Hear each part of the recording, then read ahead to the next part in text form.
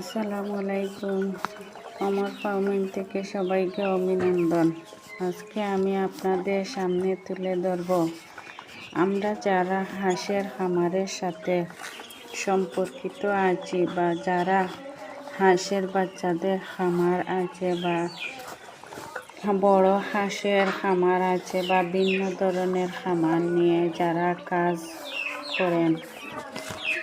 করেন আমাদের আসলে খামারে দেখা যায় যে অনেক সময় হাঁসের বাচ্চাদের ও বড়দের এগুলো চুনা পায়খানা করে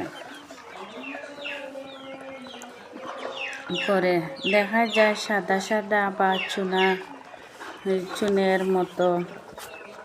চুনের মতো যে পায়খানা করে, এটা কিন্তু আসলে চুনা পায়খানা।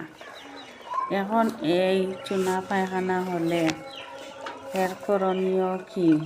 এই চুনা পায়খানা কেন হয় বা এই চুনা পায়খানা যাতে আর কখনো না হয়, এর পূর্বে চিকিৎসা কেমন হওয়া উচিত, আবারও চুনা পায়খানা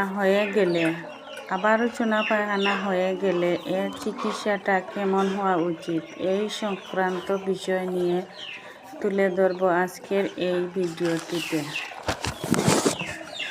হাঁসের খামারে যদি চুনা পায়খানা হয়ে যায় তাহলে আপনাদের হাঁসগুলোকে সর্বপ্রথম ঠান্ডার ঔষধ খাওয়াতে হবে।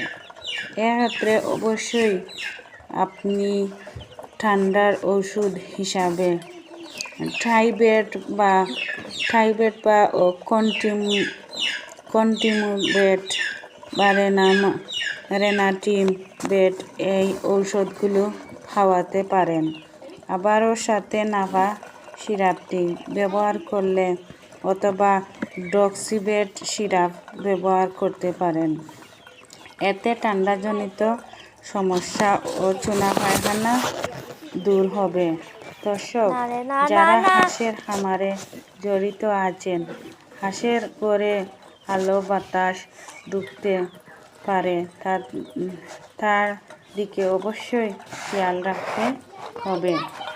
ঔষধ ও পানি গুলে খাওয়াবেন রাখতে হবে, মেনটেন করে চলবেন যাতে আপনাদের হাঁসগুলা আল্লাহর রহমতে সুস্থ স্বাভাবিক থাকে। এর দিকে আপনারা হাঁসের যত্ন নেবে, হাঁস সবসময় ভালো সুস্থ থাকবে আশা করি।